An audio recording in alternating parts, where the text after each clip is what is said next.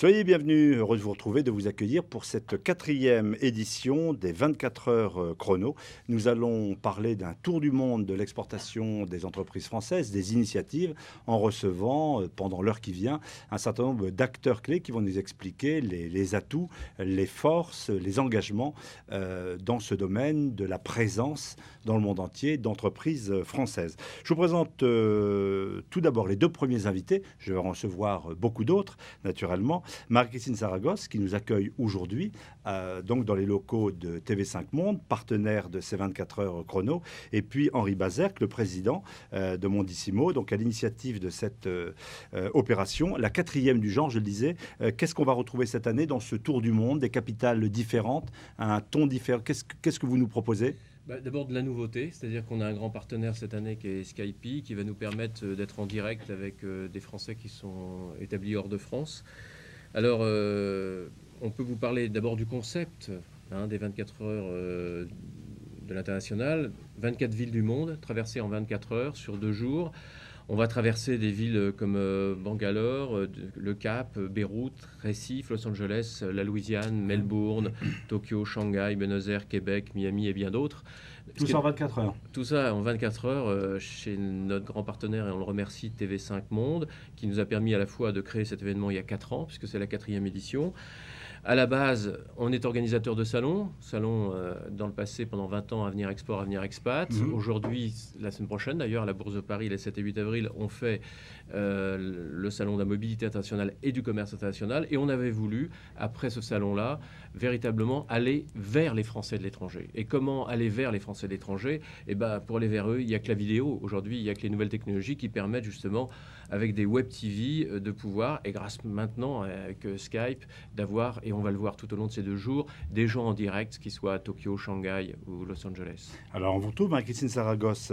Donc, vous avez choisi d'associer TV5 Monde à cette initiative. Habituellement, c'est une chaîne multinationale, internationale, très présente. Là, il y a un accent mis sur la France et son rayonnement international, c'est ça? Et c'est au cœur de nos missions, et notre public privilégié, c'est celui quand même des Français de l'étranger, qui sont nos plus fidèles téléspectateurs. Et en outre, on est très curieux de nouvelles technologies à TV5 Monde. C'est un des axes aussi de notre stratégie. Donc, c'était très naturellement qu'on avait envie de s'associer à Henri, au nouveau développement, et de faire un salut à nos téléspectateurs privilégiés. Voilà. Pour également une meilleure efficacité, un meilleur allant économique des entreprises françaises. Mais de toute façon, je pense que la présence de TV5 Monde, qui, à travers les fictions, les documentaires, tous ces programmes, ces magazines, montre les réalités de la modernité de notre pays, son dynamisme, contribue à créer un climat favorable à tous nos exportateurs. Donc on est de toute façon naturellement partenaire de leur activité et de cette initiative. Ouais, et vous l'avez rappelé, si TV5 Monde vise un public mondial francophile, qui n'est pas nécessairement, évidemment, n'a pas la langue française de naissance, si je puis dire, nous sommes très attentifs également aux expatriés. C'est une partie du public auquel nous sommes très sensibles. Exactement, mais ça n'est jamais exclusif. Donc nous cumulons les publics. Donc c'est le cœur de cible, ce sont les Français de l'étranger. Et puis grâce au sous-titrage, on va même chercher des non-francophones qui nous regardent notamment aux États-Unis, puisqu'on connaît très bien ce public qui accepte de payer cher pour regarder TV5 Monde, parce qu'on est aussi une entreprise qui s'exporte au fond, TV5 Monde. C'est aussi un élément d'exploitation. Henri, qu'est-ce que l'on va voir et entendre? Un ton plutôt optimiste, ou quand il y a eu de la crise, peut-être un certain nombre d'inquiétudes? Non, un ton très optimiste. Dès qu'il s'agit de l'étranger, je vous assure que souvent, d'ailleurs, les gens, on voit dans l'enquête qu'on fait tous les ans, d'ailleurs avec TV5 et Europcar, expatrier votre vie nous intéresse, les gens partent de France, parce que quelquefois, ils ont des soucis.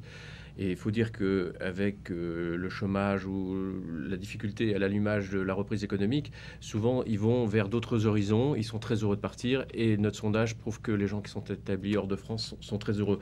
Ce qui est très important dans cet événement, c'est qu'à l'instant T, c'est la fête de l'international.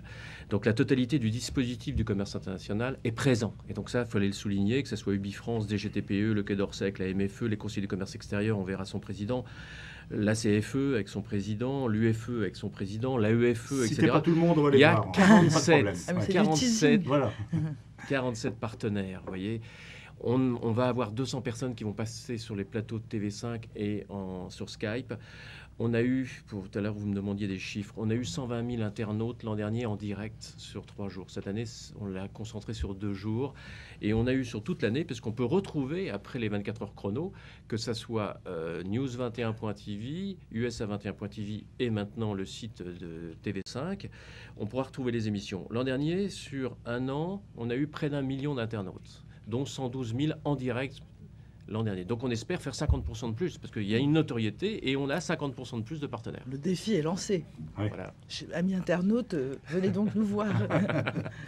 Bien, alors on commence. On va recevoir de nombreuses personnalités sur ce plateau. Notamment la ministre du Commerce extérieur. Madame Idrac, la marraine de l'opération, c'est dans un instant. Merci de nous accueillir, Marie-Christine Saragosse. Merci pour cette initiative. Et donc, naturellement, reste avec nous. Dans un instant, d'autres invités. Merci.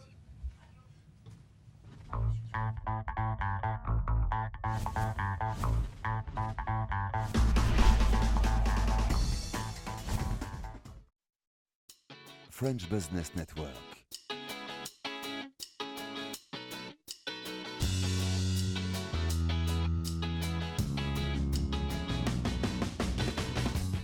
French Business Network, le relais d'Ernst & Young France pour les filiales des groupes français à l'international.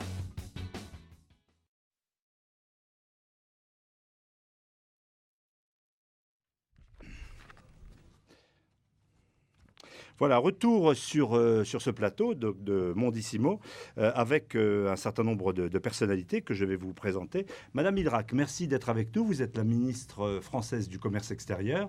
Vous êtes la marraine de l'opération. Et à vos côtés, Bruno Durieux, l'un de vos prédécesseurs d'ailleurs à ce poste, qui est aujourd'hui président du Comité national des conseillers du commerce extérieur français. Est-ce que tout d'abord, vous pourriez nous dire ce que vous attendez en tant que marraine de cette opération? Parce que là, c'est 24 heures, mais habituellement, tous les autres jours, vous faites ce boulot-là, j'allais dire. C'est 24 heures pour pousser l'entreprise française à l'exportation, à l'investissement à l'international, et puis aussi à donner l'image de la France qui correspond à sa réalité, c'est-à-dire un pays qui bouge, un pays qui change, et un pays qui, en 2010, doit tenir son rang, comme nous l'avons fait finalement en 2009, parce que malgré la tourmente, eh bien, nous sommes restés le 6e exportateur mondial pour les biens, nous sommes restés le 4e exportateur mondial pour les services, nous sommes restés un très grand investisseur, le 2e investisseur à l'international, aussi un pays qui accueille beaucoup d'entreprises et d'argent venu de l'étranger. Bref, toutes les dimensions de l'international, on a tenu dans la tourmente de 2009, et il faut absolument profiter de la reprise qui s'annonce, en particulier à l'étranger, et en particulier dans les pays lointains, il faut bien le dire, pour continuer à faire rayonner nos entreprises, nos Français qui portent les valeurs aussi, parce qu'il y a beaucoup de gens qui travaillent dans la culture ou dans l'humanitaire, et merci donc à cette opération de permettre de faire ce que j'appelle, moi, le métier du local au global, du global au local, c'est d'ailleurs le titre de mon blog. Je trouve que c'est important d'avoir l'ensemble de ces dimensions. Alors, lorsque l'on regarde la situation, vous le disiez, la France maintient ses positions, avec néanmoins probablement des points perfectibles. Quand on voit d'autres pays, je pense à l'Allemagne, peut-être plus présent au niveau de l'exportation. Quels sont les atouts qu'aujourd'hui vous entendez privilégier pour renforcer cette présence des entreprises françaises à l'international? C'est clair, la ligne rouge de la politique du gouvernement, on la voit mieux d'ailleurs quelquefois de l'international que quand on est sur le territoire français. Notre ligne rouge, c'est il faut améliorer la compétitivité, avec en particulier 2 choses: pousser à l'innovation, à la recherche et développement, à la